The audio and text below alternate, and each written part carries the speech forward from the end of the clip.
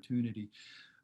Yeah, as Charlie said, I was a songwriter. I am a songwriter, and making my living that way. And about 8 years ago, when a local club named Natalie's, which is one that you're probably familiar with, opened, I thought that I would really like to bring a songwriter round format there. And so twice a month I was doing it.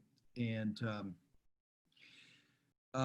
that one thing led to another, and before I knew it, I was producing and hosting a television show. And I just want to say, and I'm going into a little bit of detail here, just because I think that I wish that I'd had that knowledge from the buyer side and the producer side. It sure would have helped me over the 25, 30 years of my songwriting career. And I hope that I can share some of that with you all today, and I'm honored to be here. Thank you. Well, thank you, all three of you, for joining us this evening. I'm excited about this. I'm looking forward to hearing what you all have to say. This is stuff I've been digging into for the past 2 months as we try to expand our knowledge base and become more complete performers. So first up, why don't we just dig right into the video side of things and the technology behind video. So we'll go straight to Mike Pella, who will give us a rundown of a lot of things that you should know. And before we get too deep into it, we are doing a basic overview. It'd be impossible for us to do a full education on all of these things. So hopefully, take notes. Hopefully people will give you good ideas of things that you can Google and look for to dig deeper and chase those rabbits down deeper holes. So Mike, take it away. Thanks, Charlie. Okay, first of all, the number one question that I hear people ask is, why does my webcast look and sound so bad? Or conversely, why does your webcast look and sound so bad? I would say that the bar has been lowered pretty far. When you see on any newscast, for instance, remote interviews that happen, you'll see every imaginable type of video production take place. Video is video. It makes no difference if it's going on television, if it's being recorded and put onto a DVD, if it's being live streamed over the internet. There are still some fundamental principles that apply. First of all, garbage in, garbage out. And by that I mean you always want to try to use the best possible equipment at your disposal.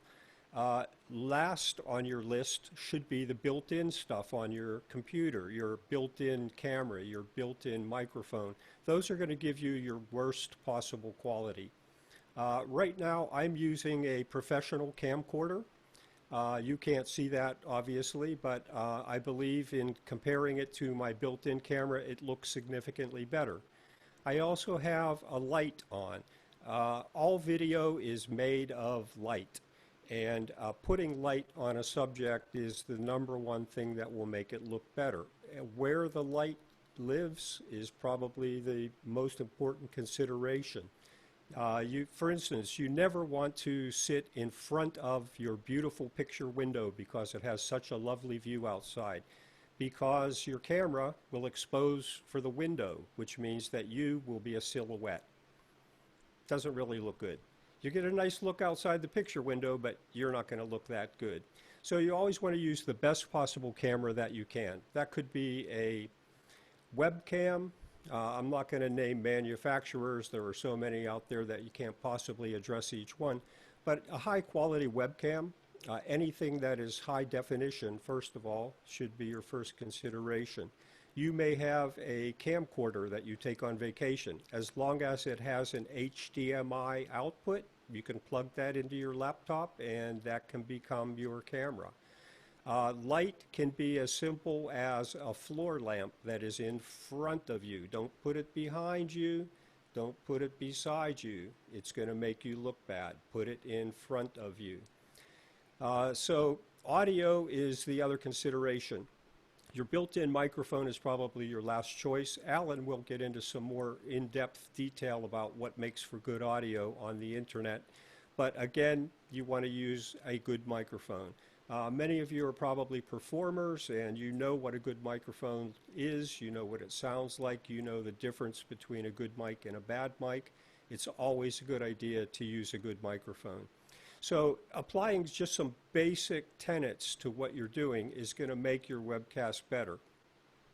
The other issue that becomes a concern is bandwidth, and how do I get a good signal? Well, there's a lot of considerations there. One is your computer, of course. If you're working with a very old computer, there's a good chance that the processor is too slow. It's not going to transmit your signal, so to speak, over the internet very well. The other thing is your internet speed itself. It's always preferable, if you can, to plug into your modem, into your router, hardwire by Ethernet. Wi-Fi can be a little sketchy. Even if you have a good Wi-Fi connection, there could be a sudden surge in traffic, and all of a sudden you're getting dropout and freeze frames, and again, that doesn't look very good. So if you can, you want to plug into your modem. You also need to test your upload and download speeds. I'm sure most of you know about speed test. A website, speedtest.net. You can go on there and basically check your speed to see that you have ample up and download speeds. Those are the main things that are going to help you to put out a better product over the internet. Let's face it, your music deserves the best look and the best sound that you can provide it. So just paying attention to a few little details like that can really help. The other thing I get asked is about multi-camera setups. Multi-camera is a great way to go if you have access to multiple cameras, of course. But when you use multiple cameras, one of the things that you're going to need is a switcher. I've got a GoPro camera rigged up over here as a second camera, so you can see the switcher. The switcher basically takes the input of, in this case, 8 different cameras and allows you to switch between them. So if you have access to more than one camera, you'll need some type of a switcher. Like everything else, there are inexpensive ones, medium, very expensive. It all depends on what you can afford. I would definitely recommend, if you intend to do multi-camera, spend a little money on your switcher. It'll be worthwhile. Switchers also allow you to do things like load graphics. You know, so if you want to stick a graphic into your program, that's a possibility also. So as you add pieces to what you're doing, that may require additional help. You might need somebody to help you run one of the cameras, operate the switcher. It always helps to have a little bit of somebody in there. I see a question pop up about brand names for camera switchers. Again, I'm not here to promote anybody in particular. This switcher is a Roland. It's a very nice switcher. This was bought by Will Craig of the Neoma organization. As Charlie mentioned, we intend to put on some live shows, probably starting in about 3 weeks. And we're going to be doing multi-camera setups, some video playback, storing the program, and so forth. And this switcher will come in very handy. Blackmagic is another one. Again, the prices are all over the board. I will say that right now, anything like this, switchers, capture cards, webcams, ring lights, I mean, all of the things that people are using to do high-quality webcasts, they're in demand. So they're hard to find occasionally, and when you do, you may need to spend more than you normally would. Supply and demand, basically. There are a lot of resources for all of this, though. My favorites are B&H Photo and Marker Tech. Those are good places to go for any kind of video and lighting equipment. I always go to Sweetwater for my audio. I do have a rep there, Alan. Will is my rep. Great guy. And I really love the bag of candy that comes with the order. That's a nice touch. Always helpful. So anyhow, those are some of the things that you need to take into consideration. If you want to plug a better microphone in, you're going to need an interface of some sort. If you are plugging a better camera in, you're going to need something like capture card. I'm using this right here, AJA. It's a professional capture card. Takes the HDMI output of the switcher and sends it into my laptop over a USB cable. Again, there are many, many manufacturers of all of these devices. As with musical instruments, you get what you pay for. You can buy a nice Yamaha or Epiphone and get away with that, or you might want to spring for a Taylor or a Martin. It all depends on what your budget allows and what you feel you really need to spend to put into your craft. So those are just a few of the considerations. I think later on we're going to take a look at OBS software, which is the primary free streaming software that's used to get up onto YouTube Live and Facebook Live. Again, there are many, many streaming softwares out there. Some of them will allow you to stream to multiple delivery platforms simultaneously, but they are all pay services. OBS is a free software. Very functional, very feature-rich. If you do a search for it, you'll actually find two versions. OBS, which is the basic version, and another by a company called Streamlabs, which is the same program with a few more features. It's a little more feature-rich. Both free programs, both worth looking into and spending a little time learning how to use. So that's enough to get you started. You know, I hope it's not too much to overwhelm you, but again, fundamentals: a good camera, a good microphone, some decent lighting, some consideration for what your shot looks like, where you are, where the light is placed, you know, basic things. So if you take a few of those things into consideration, I think you're going to get a lot better product out of your webcast. Charlie? Mike, I have one real quick question for you. Upload and download speeds, what would you say are optimal, and what is the minimum requirement? Okay, basically, if you can get between 3.8 and 4 somewhere, that will get you something up onto the internet. You have to look at what you're sending out. Right now, I'm configured to be sending 1080p, which is kind of top-end high definition. If you have a lower bandwidth, like down in the 3.5 to 4.5 upload speed, you might want to consider reconfiguring your system for 720p. The viewer won't really see the difference. It's a lot less data to push up. My system right now that I'm working with, I get about 10 megabits upload speed, which is more than enough to handle high definition video, whether it's a camera or a video playback. I've tested with both, and of course the higher bandwidth speed you can get, upload speed rather, the better. But I would say a bare minimum of about 3.8 megabits is what you're going to need. And then a follow-up to that, frames per second when you're recording video seems to be a pretty big deal. And the camera I'm using right now can do 4K with 60 frames per second. What would you, is that appropriate for, is using a 4K 60 frame per second setting appropriate for streaming? Right. Yeah. So again, think of it in terms of quantity. 4K, which is really 3,840 pixels, is a lot more than 1,080 pixels, which is a lot more than 720 pixels. So the more data you're trying to push through the pipeline, the more bandwidth you need, the higher upload speed that's going to be required in order to do that. As far as frame rate goes, video as a standard is 30 frames per second or 60 frames per second. Those are actually expressed as decimal, 2997 and 5994. Those are broadcast standards.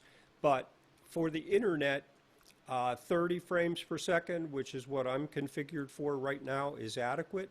If your upload speed and bandwidth can handle 60 frames per second, what that will do is eliminate a little bit of motion blur. Occasionally, you'll get some motion blur where anything that's moving kind of looks a little smeared. That has to do with your frame rate. 60 is better than 30. You're looking, again, at 60 individual images every second. So the motion blur kind of is gone. 30 is the bare minimum that you would want to shoot at, though. Okay. And again, it all depends on your upload speed, how much bandwidth you can handle. Okay. Well, thank you. That's great. Once we have our video all ironed out, the next big question is how do we sound our best? Because obviously we're presenting music, and if our audio isn't good, we're not presenting anything. So let's talk to Alan. Alan, you want to give us a little audio 101 here for the internet? And Certainly. there he is. Certainly.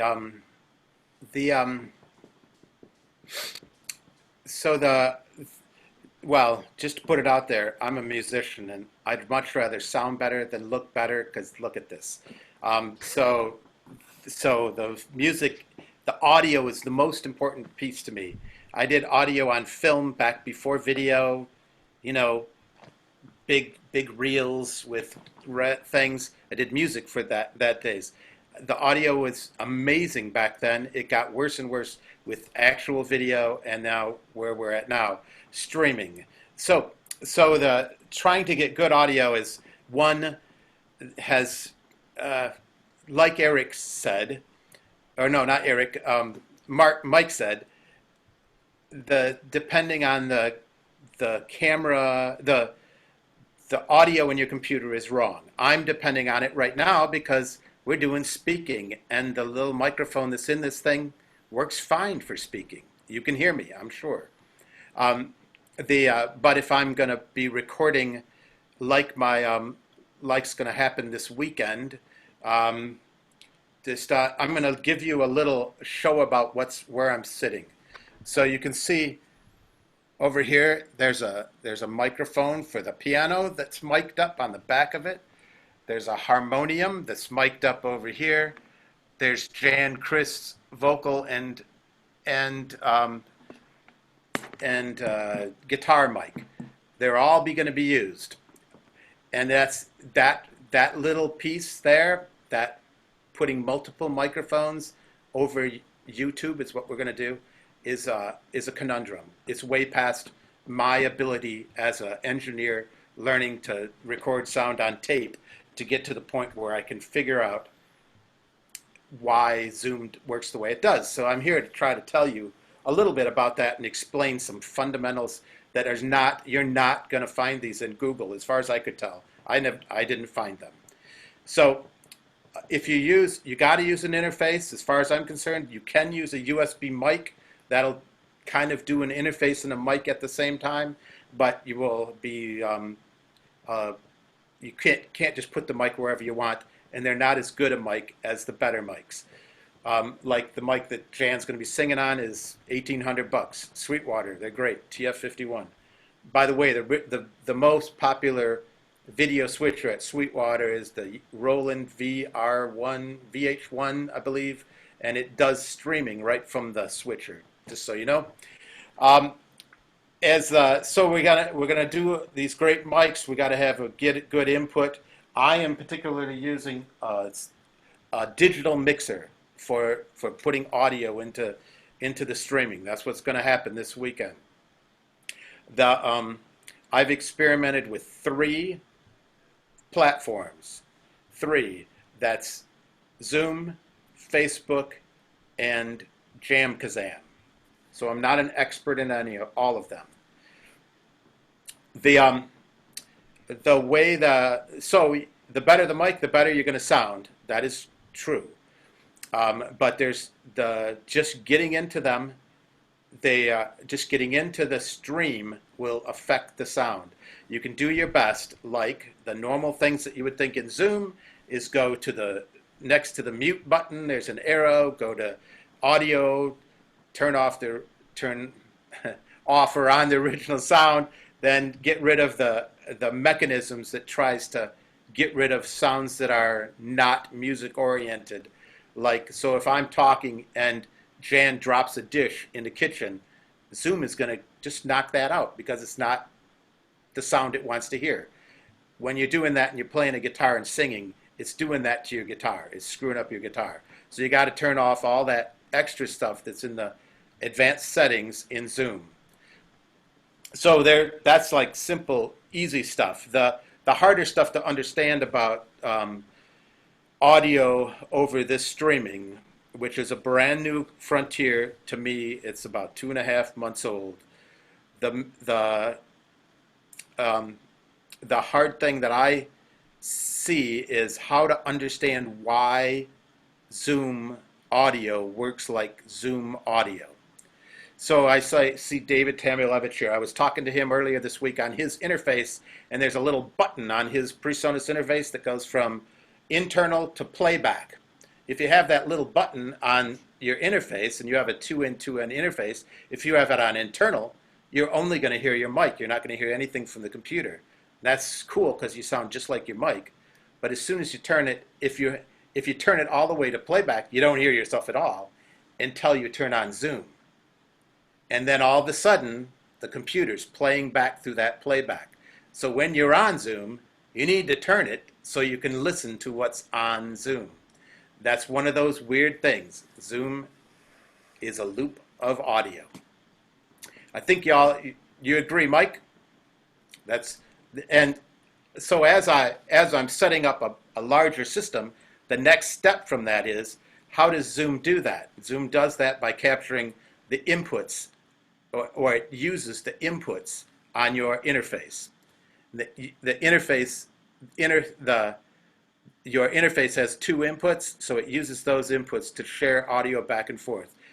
Going to Zoom, it also uses the inputs as coming back to your interface, which is confusing. So my conundrum last night was fixed when I figured out how to modify, how to squeeze Zoom to do what I wanted it to do, not what it wants to do, which is make those 2 inputs hear everything on my mixer that's going to be the show. 2 singers, multiple instruments, all that kind of stuff. And that was the hard part. And it's probably more than you want to learn here today, but it has to do with sending the signals to Zoom and getting the signals back to Zoom and how that works and how to configure those 2 inputs, the 2 first inputs. If you use 2 inputs, that's all, then you're fine with any 2-in, 2-out interface. You don't need to do anything. Zoom kind of figures it out. If you're going to do 12 mic inputs, then you're going to have to do this whole dance to turn those inputs into 2 inputs that Zoom thinks is the 2 inputs from the interface. And that's, in my experience with my 2 different, my mixer and my interface, that you accomplish that task 2 different ways. And it's kind of confusing because those interfaces and digital mixers weren't made for Zoom. What else was I thinking? How am I doing on time, moderator? I'm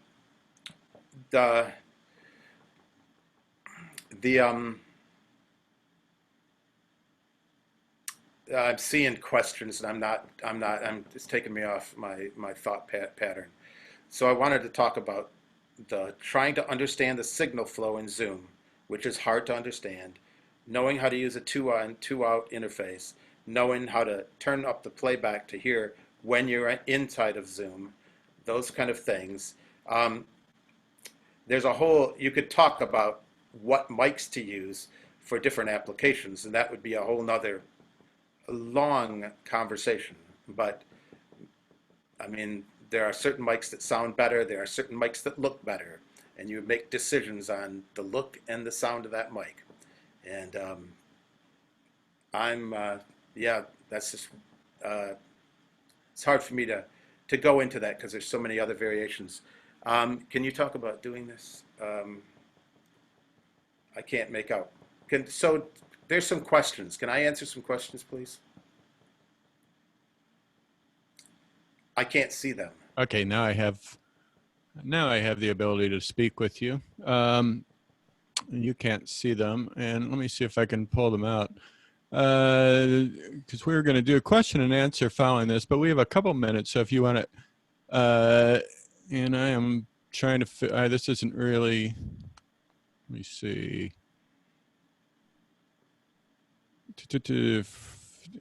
Live streaming synchronization. Is it possible to synchronize? Okay, this is an interesting question. Is it possible to synchronize from multiple locations so that, say, bands or choirs or even a duo could rehearse together? Well, I've done that on Jam-Kazam. On Jam-Kazam, it sucked about 2 years ago when our band tried it. But now Jim and I and Rod were on, and we were playing the blues and staying together. So Jam-Kazam is doing okay. So Jam-Kazam, that's the name of the program. You should have a hardwired connection. So you make sure you're not depending on the Wi-Fi that could go up or down depending on where you're at. You need to, in Jam-Kazam, all that stuff about the 1 and 2 inputs goes out the window. I can fully mic up my drum kit with 8 mics and still have 2 for Jan and 2 for me to sing and stuff. You have up to 12 mic inputs. Each individual person can put them all in. It streams into the two ways, and everybody on the other side, the band, can adjust the mixes of your different inputs, which is pretty amazing, and it works. It just took some time to set up, so you have to just bite the bullet, figure it out, but it's not as hard as I thought, and it worked fine. Jam-Kazam, 12 inputs. We were running, I was in Fort Wayne, Jim Beiser was in Franklin, Michigan, and Rod Capps was in Chelsea. So there's 50 miles between Jim and Rod, and about 150 miles, and we were playing the blues together. So they are. Okay. We just have a couple minutes here, but wonder if you could answer a question on monitoring. This is a problem that I've had with some of my live streams. I rely on feedback when they say, hey, your sound's not good, or we're getting noise or something, but I can't really monitor what's happening on the other end without people just messaging me. Is there any practical way to self-monitor what you're putting out there? Well, it's hard to tell what the other person is actually hearing with the delay and the processes that Zoom actually does. But you can hear a return from Zoom if you have your system set up right. So if a 2 input, 2 output interface, you can do the loop back thing. I think that's what that means. Or on the older PreSonus ones, turn the playback up. And when you do that, you're not hearing your mic, you're hearing the feedback from the computer. But you're still not hearing the actual truth. You're hearing it without whatever their computer is doing to it and other things. So it's a little more funky. But the big discovery I made last night is on my mixer, when I'm trying to do 8 separate microphones, I was using input 1 and 2, and I had assigned input 1 and 2 to the output so that Zoom thought it was the output. I couldn't plug into 1 and 2 because then you just get the phasing and all the stuff that you think of as Zoom. And so when I unplugged them all and plugged them into the other inputs and routed them back to a different bus, this is how you have to do that, it all started clearing up. So hopefully that helps. So we want to bus everything down to the stereo outputs, basically. If you're doing multiple microphones, you have to bus them to an aux, take the aux and assign that to so that aux output, Zoom thinks it's channel 1 and 2. So you got to move the inputs and route it. And every mixer that I know of is different. On the PreSonus, it was a USB bus. You click on the USB and all of a sudden it's back on 1 and 2. On the Apollo, my recording system, you just mute the mics on 1 and 2 and It all works. So it's different with different ones, but you got to kind of experiment on your interface. And you're not going to find it in the manual. And in fact, I had 3 different videos telling me how to hook up this PreSonus mixer, and they all said something different. So That's always a lot of fun. yeah, it's the wild, wild west. I mean, this is new for all of us. And we have about 30 seconds left, but I'm going to ask this. Is the situation the same on other platforms with the 2-bus or with the stereo, such as YouTube live streaming or Facebook? Well, it's kind of, but it doesn't have all the processing that Zoom has to try to make it a speech multi-person platform. So as soon as you get all these computers going on like Zoom, they're doing stuff to the sound. There's less of that with Facebook. Okay. I know. I have not done YouTube streams, so I don't know that. Okay. I generally assume YouTube is probably the best one, but I haven't experimented there as much. Well, great. Well, thank you, Alan. There's a lot of information, and we'll come back around and ask you questions. Alan has been busy all day supplying many of you and the rest of the music world with gear all day. So thank you for taking the time out of your busy schedule to do this with us today. And next up, so we've put together our audio and our video, and we've got all of our technical knowledge laid out. We've bought all of our gear. We're now out a couple $1,000 more to upgrade our stuff. Now we need to put on a show. And so for that, we're going to go to Eric, because that's what Eric does. He puts on a show. He puts on a beautiful show. If you haven't had a chance to see it, do check it out. Songs at the Center. Eric, take it away. Jan Christ is coming up in a couple weeks, I think. Anyway, thanks again for inviting me. This is so much good information. It's hard to digest all of it. I want to be the third person to say the same thing, but I really, really want to underscore it. Good audio is the priority. Every production person I talk to, certainly we know as consumers that you can deal with video that may be a little bit below average or whatever, but if the audio stinks, you're going to bolt as an audience member. So that has to be first priority. When we get to the video, lighting is very, very important. And, we're, as Alan just said, this is the wild, wild west, and we're all discovering not only how to do streaming, we're also understanding how to appreciate it and consume it. And most of us are still in the pretty primitive stages. I would count myself in that as well. I have a lot of questions for Alan about mixers and stuff like that in terms of this new platform, but we're all kind of finding our way. But granted that, or given that audio is the most important, when it comes to the video, spend a lot of time working on lighting, just, lights that you have, natural light, those kinds of things, because it will pay dividends in how you look. A friend of mine he travels the world as a photographer and videographer who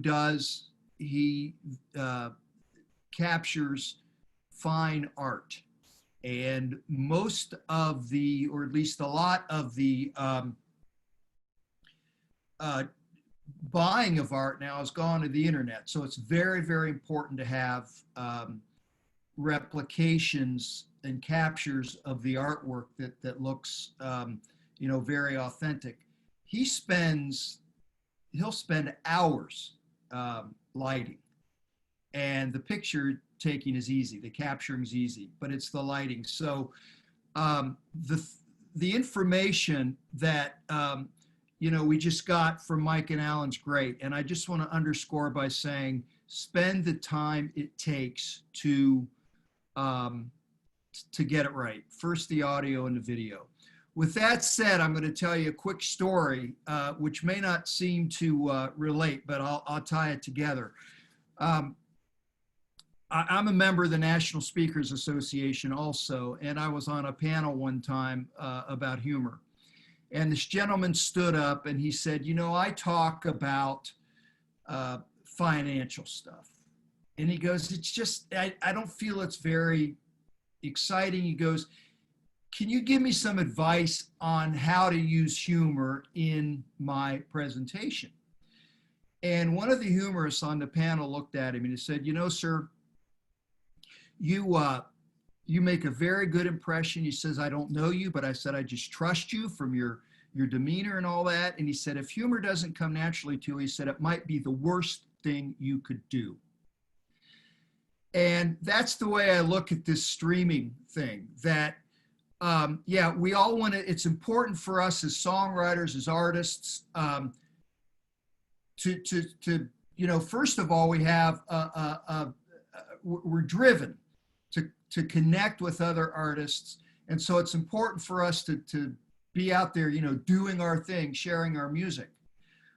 It's also important from a marketing standpoint that we're not forgotten about. We got to be in the traffic so that when all this gets back to normal, which of course it's not going to, because right now we're discovering all kinds of new ways to communicate. So we're driven by both pragmatic and by artistic reasons to want to connect and get out there and stream. But I have to say that not only, you know, as an artist, as a consumer who enjoys music, and as a producer, I have to say that unless we're presenting ourselves well, we're better off not doing it. And I hate to say that the reality is, and we all know it, if we tune into, let me just talk about as a producer for Songs at the Center. If there's somebody who has a great, it comes very highly recommended or has a great reputation, and I catch them on a stream and it's bad video, it's bad audio, you know, I'm going to go back to, I might give him another chance, but I'm going to go back to him with a little less enthusiasm. The heart of it, as we know, as performers and songwriters, the very, very heart of what we do is the quality of the song, quality of the product. And just like, you know, if we're going to take a beautiful piece of art, that deserves the best frame possible. And and I think this is a lot of what Alan was getting to. You know, we spend a lot of time crafting our songs. We want to put that in the best audio and sometimes video frame we can, that's deserving, that, you know, the song deserves it. So I'm so glad we're having this discussion today, because the music that we write and work and perform deserves the very best presentation. And so it is worthwhile to listen to the two other experts about technology. We deserve, our careers deserve, and our music deserves the very best presentation possible. So I think it's worth the time and going forward, the expense to, in an intelligent way, to do what we can that's affordable, that's also going to help us put our best foot forward. My sense is that, and I'd be really interested in hearing from Alan and Mike about this.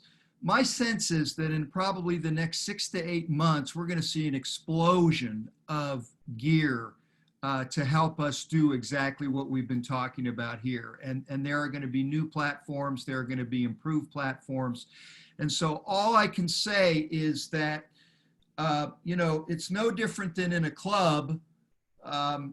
You know, you want to present yourself very best way possible. And I believe, you know, coming from the point of view as a producer who's always on the lookout, that unless you can get it right, you're better off connecting with your audiences other ways through, you know, YouTube videos and stuff like that, that you've you've had some control over and connected with your audience that way. Streaming is great, it's wonderful, but until you've got the kinks worked out, protect your reputation, protect your art, your livelihoods by not doing it until it's right. We don't all have to jump on the bandwagon just because it's happening now. There's other ways to stay in connection with your audience. A second question I was given is, what are some basics that can help my content stand out from the crowd? Well, that's the $1 million question, right? We're all doing that, whether it's, let me get back something. I just saw a good question here. Eric has a point, but I think we have to start somewhere and improve as you learn. By doing it, you get better. Absolutely. I totally agree with that. And I'm very glad you brought up that point because it did bring up something I wanted to talk about. And that is, yeah, try it, do it in a small controlled environment with that you can control with a small group of people who are already familiar with you and your work, who are going to be listening, who are going to be giving you helpful feedback and all that. Yes, very good point, and I'm glad that you brought that up. I'm not saying don't do it. I'm saying hone it and start with the people who already like you and that you trust to get you started. So thanks for bringing that up. And I guess it was Claudia. Thanks, Claudia. So anyway, how to make my content stand out from the crowd. First of all, start with a great song or a great instrumental or whatever you have. That's always the key.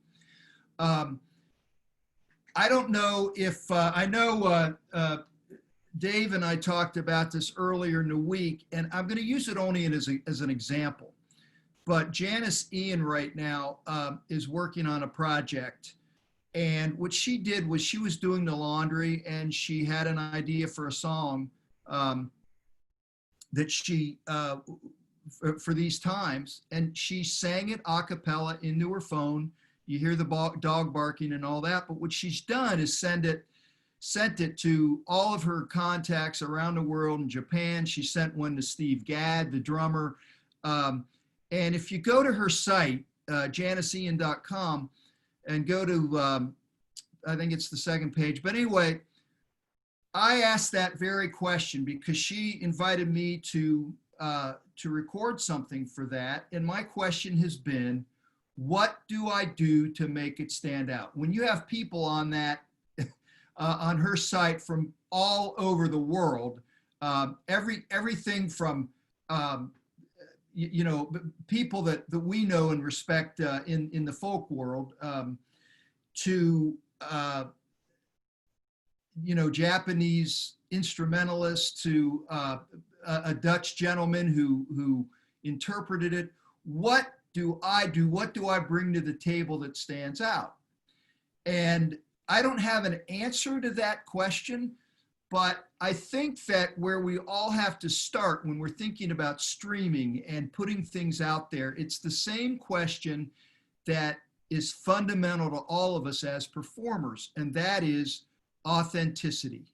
We're all going to succeed the most when we are authentically ourselves. And so I think that we have to look at the technology really as just an instrument to put out there who we fundamentally are. If we feel we need to change ourselves too much for, in the streaming, I think that's when we start having trouble. So how can we use, and this is the challenge for all of us, the question I think we have to ask ourselves, how can we best use this new technology to capitalize on who we already are? I don't have the answer, I have the question, but again, as Alan and Mike were saying, it takes experimentation, and I would begin, with a small controlled audience.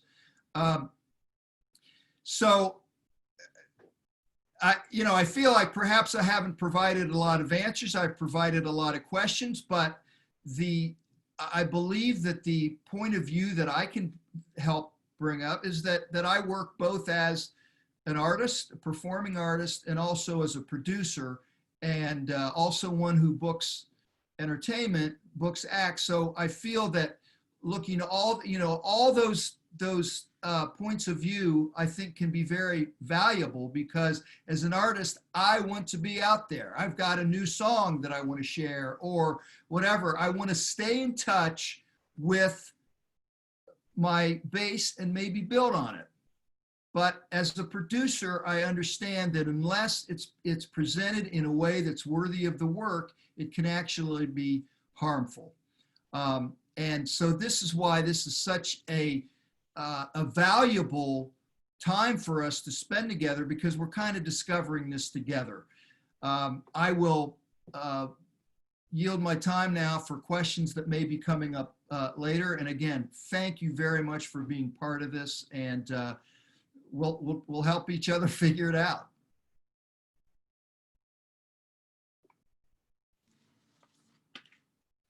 And there's the unmute button.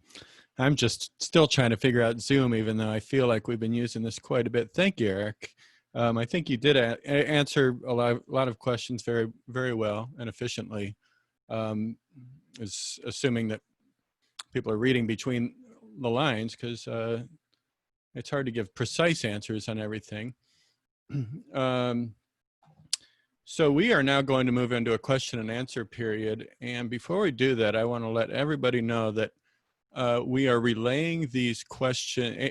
Relay your questions to Annie, and then she will relay those back to me, so that so I don't get confused, because I am easily confused. And we're trying to do this as efficiently as possible.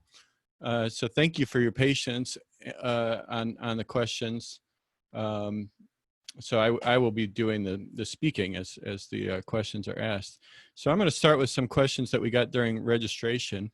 And the first one is, and this is a question I know I definitely had 2 months ago when we were told to go home and not to come out of our houses until the boogeyman went away. Will my iMac, iPad, webcam, or whatever basic camera and mic setup that I have, will this work? Can I start streaming and maybe try to build my presence or do a little busking? And I think Eric kind of answered that. And I think Alan just sort of gave me a little, did you give me a little sign saying you've got an answer to that? No. All right. Mike did. All right. And you're muted. You're muted. Unmute myself. There we go. All right, so I agree. You can start with whatever you have. Like Eric said, it's all about learning how to do it better. Think about when you first started to learn how to play your instrument. You weren't very good, but the more you played, the better you got. You reached a point where you felt it was worthwhile to spend the money to buy a better instrument. So absolutely, start with what you have. You can stream to Facebook Live, for example, with your phone. If you have a fairly new iPhone, for example, I'm an iPhone user, so I can't really speak to the Android side, but if you have a fairly new iPhone, the cameras in those things are incredible. The audio is adequate. You might want to spend a couple of bucks and get a plug-in mic that'll go into the charger port on the phone, just to give you a little better sound. Get a little stand that'll hold it. You're talking about maybe $100, $125 investment, and just start trying to do it with your phone. Stream directly to Facebook Live. YouTube Live, unfortunately, you cannot stream with a mobile device unless you have at least 100 subscribers. You have to do it from a laptop or a desktop. And at that point, you're talking about using another piece of software like OBS, which is a free piece of software, but it will use the built-in mic, it'll use the built-in camera, and if that's what you have, that's what you should use to get started. The more you do it, the better you'll get at it. Eventually, you'll find that it's worth spending some money to upgrade yourself, but absolutely, just start with whatever you have. I have another quick follow-up question from much earlier to you. Could you clarify upload and download speeds for people who don't really understand what that is. Okay, certainly. Upload has to do with the ability of your computer to send data out to the internet. Download is your ability to receive data. So when you are watching a video on YouTube or Netflix or whatever on your laptop, you are using your download capacity. If everybody in your house is watching Netflix on a different computer or phone or whatever, your download speed is being divided by those devices. So there was a question asked earlier in the chat about downloads also, and it really is, it does have a great deal of an effect on the quality of your experience as a viewer. If you have 10 people or 10 devices in the house splitting that bandwidth, each one of you is not getting the full download speed. The upload is even more important. If you're intending to do any kind of streaming, you want to be the only one sending data up to the internet. If you do a speed test check on your computer, you'll see that your download speed is going to be 10 times as much as your upload speed, because that's how most people use the internet. They consume, they don't really put it out there. But the upload speed, if you're going to stream, is the most important. Like we said earlier, a minimum of about 4 megabits per second, and the more you have, the better. I'm plugged in directly into my modem. I have a high-speed internet connection, and I get about 10 megabits per second upload speed, which is sufficient for high-definition video with very few dropouts. Where can I find out what my speed is right now?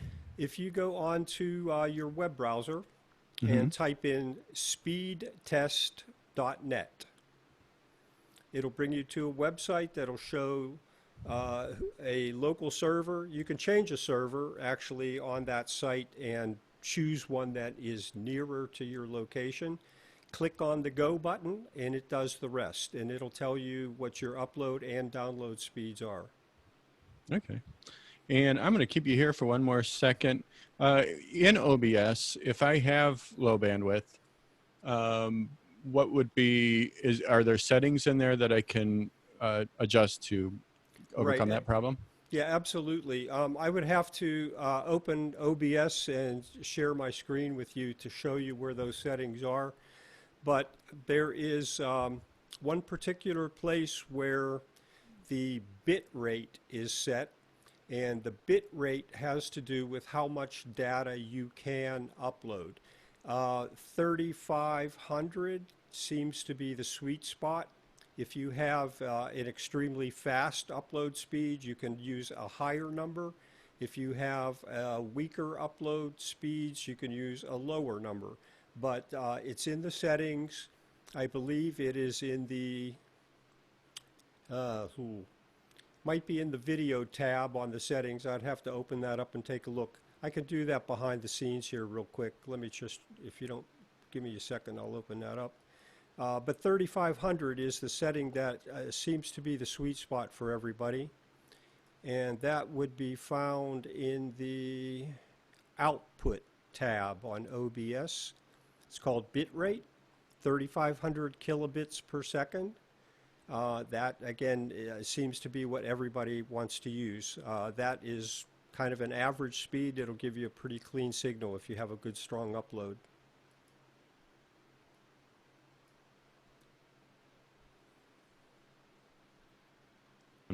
What else can I tell you? Okay, now I'm unmuted. Well, thank you. And we do want to come back and let you open up that OBS screen so you can show people a little bit. Why don't we, I have a question real quickly. For, if you want to set that up, I'll go to Alan and ask him a quick question. Would you recommend any microphone for $300? And if so, which microphone would you recommend for live streaming purposes? It's a difficult question because... well, it depends on what you want to do. If you Right. want to get close to the mic and not have a lot of room sound, you would use one of the mics like you and Mike are using, right? A normal vocal mic. Those are not $300. Those are $100, $150 for a good one. If you want to use a large diaphragm condenser, like we all think we need to, then those are about $300. There are several. I know one's in stock and sounds decent. At Sweetwater is a Warm Audio Warm WA47 Junior. That's $299, I believe. But there's also, I've had good luck with a Rode NT1, but not the NT1A. Those are too bright and harsh. But an NT1 kit, almost the same, but it's kit. But those would be large diaphragm condensers that you could use. You could also use an SM7B like every DJ in the world has used for the last 50, 70 years. And those would be great, but they're going to be on your mic. You're going to be on the screen in front of your face, but they sound wonderful. RE20 or an SM7B. So there's not a great answer, but there's several choices there. Okay. One thing. Don't use a small diaphragm condenser. Okay. That's an interesting, I've been using one of those for, what am I using? An SM81, I think, for my guitar. That's fine for your guitar. Okay, but not for my voice. If you speak into it, you'll hear what I'm saying. Okay. I have often thought about trying to use it as an overhead, and so that might answer that question. Okay. And this could go back to Mike, and maybe this could give you an opportunity to talk about OBS a little bit more. Is there an intuitive open source video editing software you would recommend? Well, that's a tough one. So I use professional software because that's what I do for a living. So I do most of my editing with Adobe Premiere Pro or DaVinci Resolve. Those are both costly. Adobe Premiere has a scaled down version that you can buy for $100 that I think is probably the best consumer editing software out there. There are dozens of editing software available on the PC side. I'm a Mac guy, so I'm not that familiar with all of those. I do know that iMovie, again, if you're in the Mac world, iMovie is a decent editing software, fairly intuitive, easy to use. It's difficult for me to really make a judgment on editing software because I have too much experience with professional software. So I look at a program like Premiere Pro or DaVinci Resolve, and it's kind of easy to me because I've used it so much. I can't really recommend an open source, free, intuitive, easy to use editing software, but if you do a Google search, you will find dozens of them. There are also sites that rate and review these. Tom's Review, I think, is one of them. But if you just do review of free editing software as a Google search, you will get some pages that will rank and rate and show the pros and cons of each one. I find typically that free editing software is too buggy. It's too buggy for me, but again, I can't really be judgmental about that because I work with professional editing software. Okay. And if you don't mind me throwing my own 2 cents into that, John, there's a piece of software I've been using for video editing, which is called Filmora 9. It's $39 a year, rather, which is much, and it's very intuitive. It was very quick for me to figure out and learn. I have no idea what I'm doing, and I think I'm doing okay with it. So Filmora 9 would be something I would check out, and there's a couple others in that ballpark there. Of the names I cannot think. And yeah, so Charlie, somebody just stuck in the chat. Actually, DaVinci Resolve was one of those. It's a free program. Oh, is it? Okay. They have 2 versions. The free version has everything that the $300 paid version has, except for some high-end effects. But for basic editing, it's free, and it's fabulous. It's an amazing piece of software. I've been spending, in all of this time that we have at home now to do things, I've been spending enormous amounts of time in DaVinci Resolve, and I'm about ready to quit the Adobe Creative Cloud over it. It's an amazing program. It does is a little bit of a learning curve to it. It's not as simple probably as Filmora. I have heard of Filmora, and it does get good reviews. It takes a little bit of learning, but there are many tutorials. YouTube is a wonderful place to learn about anything. And if you want to spend a little time, I would suggest taking a look at DaVinci Resolve. It's an amazing program for free.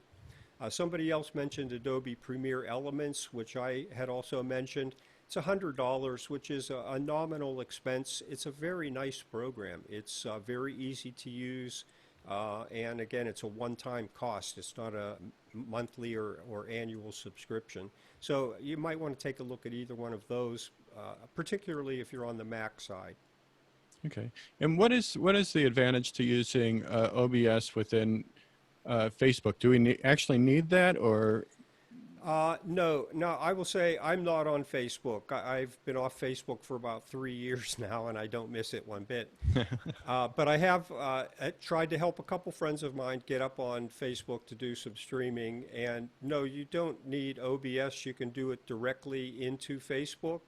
If you have external cameras and microphones you want to use, it has a very easy setup menu to select. You still need some kind of a capture cards or interfaces to get those devices into your computer, but you can go directly to Facebook. You don't need any additional software. If you're going to go to YouTube, which I find this is just an opinion, YouTube is probably better than Facebook in the sense that it's a little more accessible. Not everybody is on Facebook, but anybody can get on YouTube. All you need is a computer, a smartphone, whatever. And I like the quality. I like the quality that's on YouTube streams. But you do need OBS in order to do that, or some other streaming software. Okay. Let me throw this back to Alan real quickly. Do I need to have an interface or a mixer to go into I just lost that question there.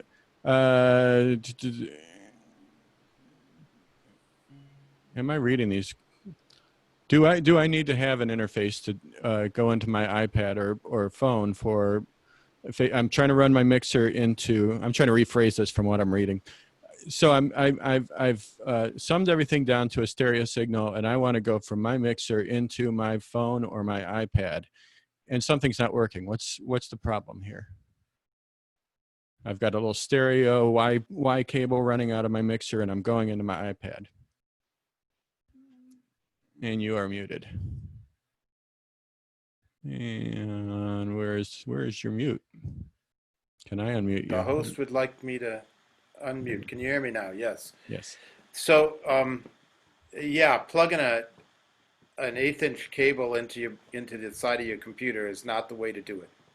You'd be better off using the mic on the computer and going from there, because this thing is just, it's the source of latency. What you do though is you get a little mixing board that they're cheap, that can be very inexpensive, and many little mixing boards have USB, and you just plug the USB in and you're done. It'll work fine.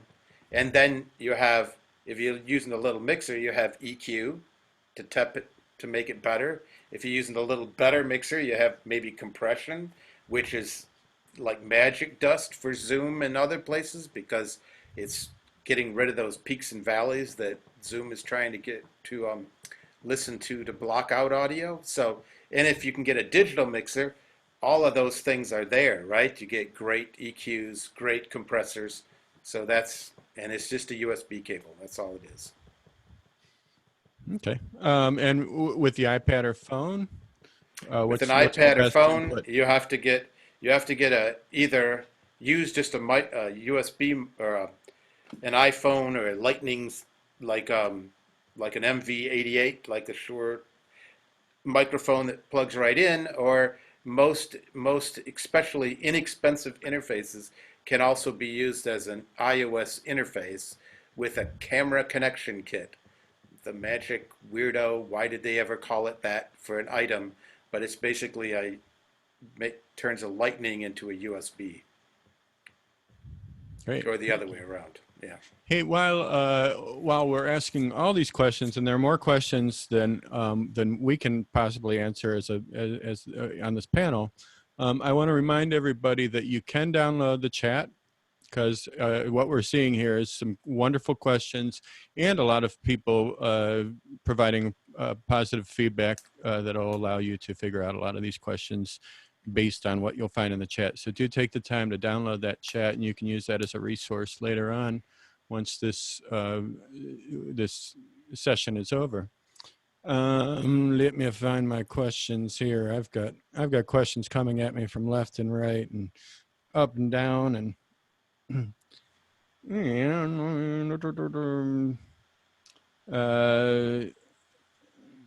okay, here's a quick question. Okay, so if I'm a venue or an artist and I'm now investing in all this equipment, will this stuff migrate into my live setting? And Mike put his hand up, so let's go to him. And there he goes. Oh, almost. Still muted. There you go. I'm unmuted now. Okay. Okay, when you go into a live venue to do this, think about all the time that we have spent talking about upload speeds and bandwidth and so forth, Wi-Fi versus hardwire. You are at the mercy of whatever Wi-Fi is available to you in that venue.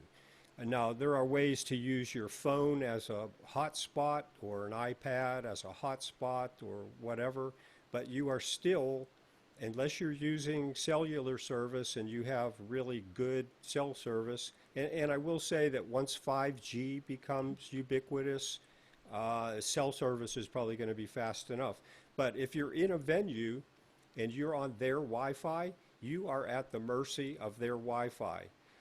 If you have 100 people in the club and they are all on that club's Wi-Fi and they are all texting and downloading stuff and going on Facebook and Instagram, you're sharing all that bandwidth. So yes, you can do it, but your results may not be what you hope they're going to be. It's a crapshoot. It really is. If you intend to do that, you're better off to start by checking with the club to see what kind of Wi-Fi they have, what their plan is. Somebody mentioned in the chat earlier that a lot of this depends on what your contract is. You know, what kind of internet service do you have? Well, venues are the same way. They have internet contracts, so you might want to check with them to see what they have available. If you're able to, go there in advance and do the speed test and see what kind of connection you're able to get. Like Eric said earlier, your presentation is in some ways as important as your music. If you are playing a fabulous song and you're just killing it, but the people who are trying to watch it on YouTube or Facebook or whatever, it's hanging up every couple of seconds and the audio's, you're hurting yourself more than helping yourself. So it really is, it's been said earlier, this is the Wild West of all this, and it will definitely improve with time. What we are doing right now is becoming the standard. It's becoming the way people are going to continue to communicate. And because of that, all of these platforms are going to be forced to improve what they're doing, including internet providers. So, you know, it'll get better over time, but you're kind of taking a chance if you're going to try to do this out of a club.